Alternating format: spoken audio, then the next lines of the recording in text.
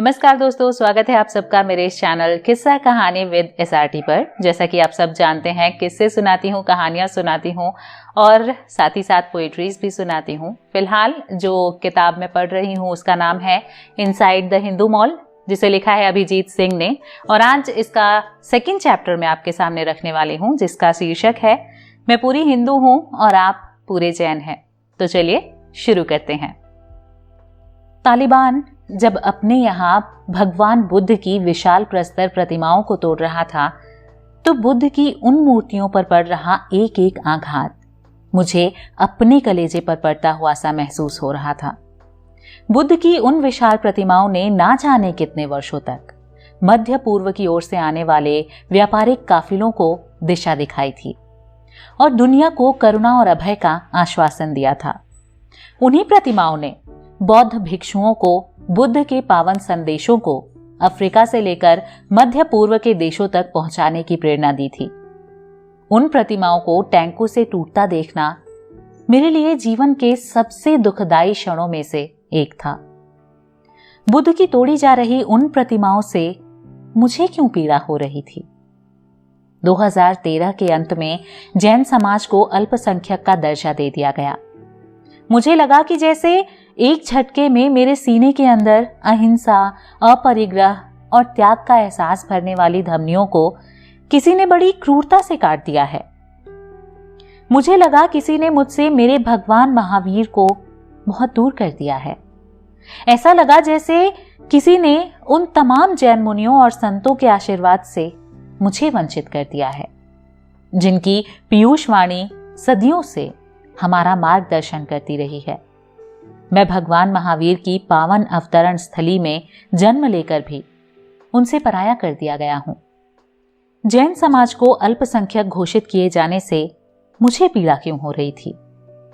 कुछ वर्ष पूर्व जब मैं पंजाब गया था, उस समय वहां की फिजा में इसलिए जहर फैला हुआ था क्योंकि किसी ने पवित्र श्री गुरु ग्रंथ साहिब के पन्ने फाड़कर फेंक दिए थे और भारत का हित ना चाहने वाली शक्तियों से प्रेरित हमारे कुछ भाई ये मान रहे थे कि ये करतूत किसी हिंदू ने की है, जबकि मेरी पीड़ा ये थी कि गुरुओं और पवित्र श्री गुरु ग्रंथ साहब के लिए अपने अवतारों और अपने ग्रंथों की ही तरह श्रद्धा भाव रखने वाला हिंदू आज इस पाप में अपराधी बन गया है।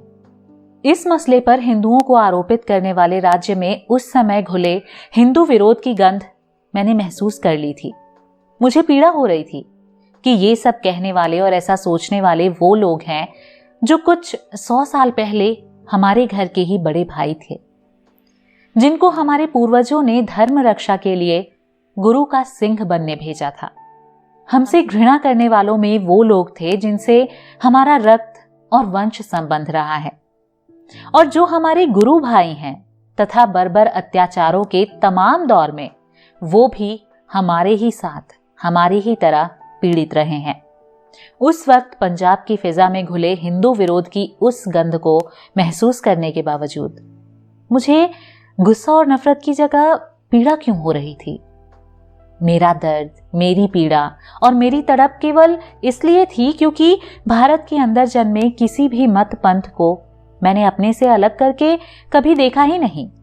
अरिहंतों को नमन करते हुए दिन की शुरुआत कर दशावतारों में एक अवतार बुद्ध का वंदन करते हुए गुरु गोविंद सिंह जी की शौर्य गाथाओं के संस्मरण से दिन बिताने वाला हिंदू अपने ही विशाल समाज में भेद कैसे कर सकता है?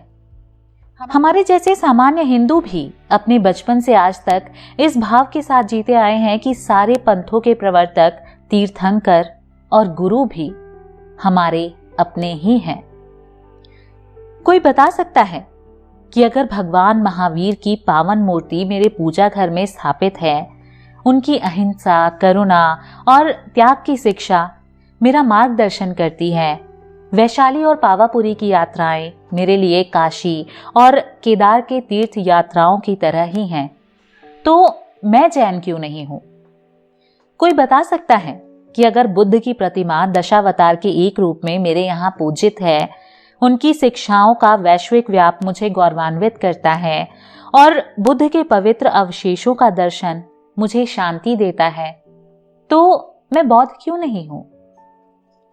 कोई बता सकता है कि श्री गुरु नानक देव जी से लेकर गुरु गोविंद सिंह जी तक के सभी 10 गुरु हमारे लिए उतने ही पूज्य हैं जितने सिखों के लिए और श्री गुरु ग्रंथ साहिब जी के लिए मेरे मन में उतना ही सम्मान और आदर है जितना अपने धर्म ग्रंथों के लिए? तो मैं सिख क्यों नहीं हूं? मैंने सिख पंथ का प्रबोधन करने वाले गुरुओं के लिए कभी ये नहीं लिखा कि वो सिखों के गुरु थे, बल्कि मैंने हमेशा यही लिखा है कि वो हमारे गुरु थे। इसलिए मेरा प्रश्न है कि मैं हिंदू हूं तो मुझे सिख, जैन या बौद्ध बनने के लिए कौन सा अतिरिक्त संस्कार करवाना पड़ेगा? मुझे क्या छोड़ना और क्या अपनाना पड़ेगा? हम पांथिक आधार पर भले अल्पसंख्या में हों, लेकिन हम सब बहुसंख्यक हैं और हमारा सारा समाज राष्ट्रीय समाज है जो यहाँ की पावन धरा पर पुष्पित और पल्लवित हुआ है। मैं अपनी बात करूं तो मैं स्वयं को जैन मत के अधिक करीब पाता हूं। मुझे भगवान महावीर और उनकी शिक्षाएं सबसे अधिक आकर्षित करती हैं। तो क्या मैं जैन नहीं हूं? और अगर हूं तो फिर मैं अल्पसंख्यक हेतु बने प्रावधानों के मुताबिक स्वयं को बहुसंख्यक मानूं या अल्पसंख्यक? और इसीलिए जब मुझसे एक जैन लड़की ने कहा था, अभिजीत मैं आधी जैन और आधी हिंदू हूं, तब मैंने उससे कहा था, तुम्हारा ऐसा कहना सही नहीं है, बल्कि यूं कहो कि मैं पूरी हिंदू हूं और तुम पूरे जैन हो। सभी भारतीय पथावलंबियों का शाश्वत सच यही है।